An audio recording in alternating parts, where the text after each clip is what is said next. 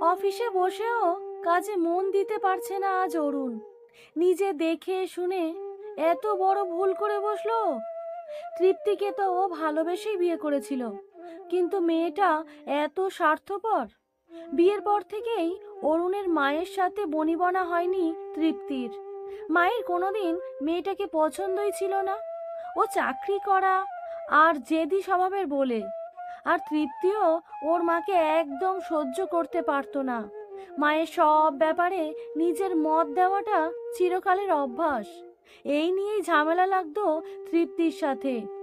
নিত্যদিনের এই অশান্তি সহ্য করতে না পেরে ওকে নিয়ে অন্য একটা ভাড়া বাড়িতে শিফট করে গেছিল অরুণ। ভেবেছিল অবস্থার উন্নতি হবে, কিন্তু কিছু হলো না। তৃপ্তির জেদ আরো বাড়তে লাগলো নানা ব্যাপারে। ওর রান্নার হাত ভালো না, ভীষণ ঘুম কাতুরে। এই ব্যাপারগুলো অরুণকেও বিরক্ত করে তুলেছিল ওর ওপর। দুজনের মধ্যে অশান্তি বাড়ছিল। সেদিন তো ঝগড়া এতই চরম পর্যায়ে গেল যে অরুণ হাত তুলতে উদ্যত হয়েছিল বউয়ের গায়ে। না, আর দেরি করেনি তৃপ্তি, বাড়ি ছেড়ে বেরিয়ে গেছিল। অরুণও ফিরে গেছে নিজের ডেরায়। ওর মা তো ওদের বিচ্ছেদের খবর শুনে বেশ খুশি। বারবার বলছেন, ও ঘর করার মেয়ে ছিল না রে বাবু, তোকে কোনোদিন খুশি করতে পারতো না। তার চেয়ে ভালোই হয়েছে আপদ চুকেছে। এরপর বাচ্চা কাচ্চা হয়ে গেলে আরো মুশকিল হতো। তৃপ্তি কয়েকদিনের মধ্যেই ডিভোর্সের নোটিশ পাঠিয়ে দিল। স্তম্ভিত হয়ে গেছিল অরুণ। এই সাধারণ ঘরোয়া অশান্তিতে ডিভোর্স? সত্যি মা ঠিক বলেন, ও ঘর করার মেয়েই নয়, যে সর্বস্ব এক মানুষ। অরুণও ঠিক করে নিয়েছে নিচু হবে না ও। ও ডিভোর্স চাইলে অরুণও তাই চায়, কিন্তু মনের অশান্তিটাকে যে কিছুতেই চাপা দিতে পারছে না ও। অরুণ যে সত্যি ওকে ভালোবেসেছিল। কাঁচের জানলার ওপারে জেগে রয়েছে মাথা উঁচু করে রাখা দৃপ্ত কাঞ্চনজঙ্ঘা।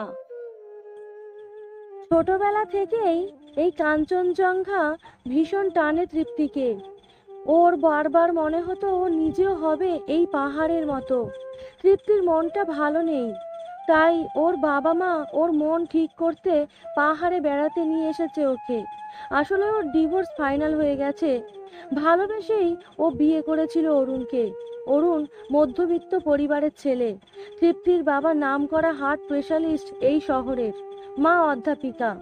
বাবা মায়ের কোনোদিনই অরুণ বা ওর পরিবারকে খুব একটা পছন্দ ছিল না।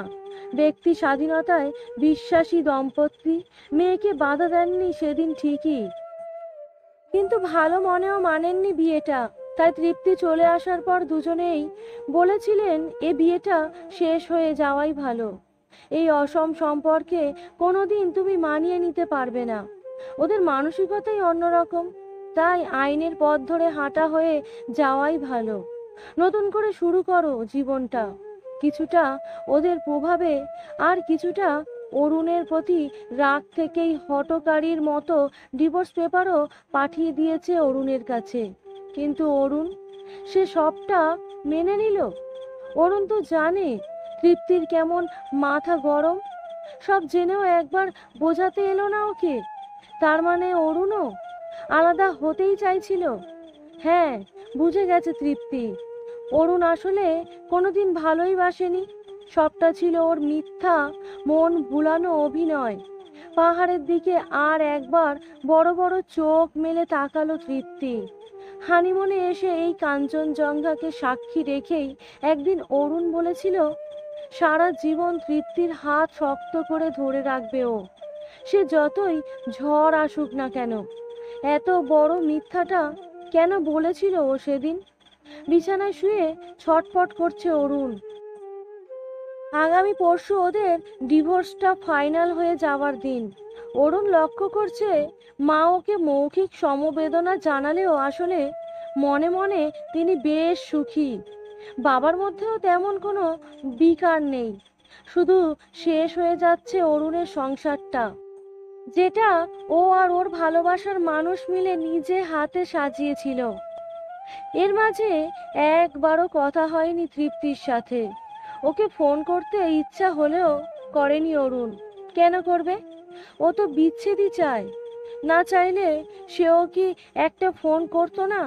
কিন্তু আজ যেন নিজের অনুভূতিকে সংযমে রাখতেই পারছে না অরুণ।